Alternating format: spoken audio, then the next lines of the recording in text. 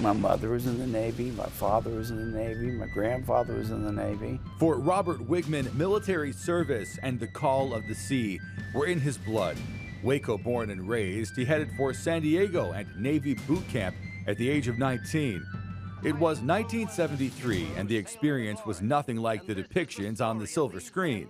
I grew up watching movies like Operation Pacific and so forth. Hey, yeah, great. And, well, submarine service isn't kind of like it is in the movies. So what was life like on the USS Theodore Roosevelt? From tip to tip, she was about 381 feet long. For some submarines, they are small and they are cramped. Ours was pretty roomy. We had a crew of about 133. Wigman says he was never cramped, even though they slept on bunks stacked on top of each other. Had a person below me, had a person above me. And his job? He did it all. Stood, duty on watch, on deck, painted the sub, scraped it, painted it, helped upkeep, loaded, handled torpedoes.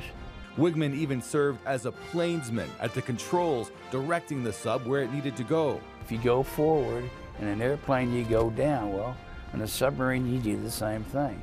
You pull up, you go up, just like you do in a plane. The Roosevelt was a nuclear submarine. One sub carries more firepower than everything used in World War II, including the nuclear weapons. And they were constantly gearing up for any potential threat. If we have a drill, they don't tell us. An alarm goes off, you immediately react. There's battle stations, okay, fine. You go. Along with the enemy threat, they faced underwater dangers. The submarine I was on actually hit a sea mountain. And unpredictable logistics. And there was one time where we came up to about periscope depth, and the first thing the diving rod said was, take her down and fast. We had come up to periscope depth in front of a super tanker. Wigman knew the dangers of the job going in. 52 U.S. submarines were lost in World War II. There are some submarines that was lost that we don't know what happened to them because we haven't found them yet.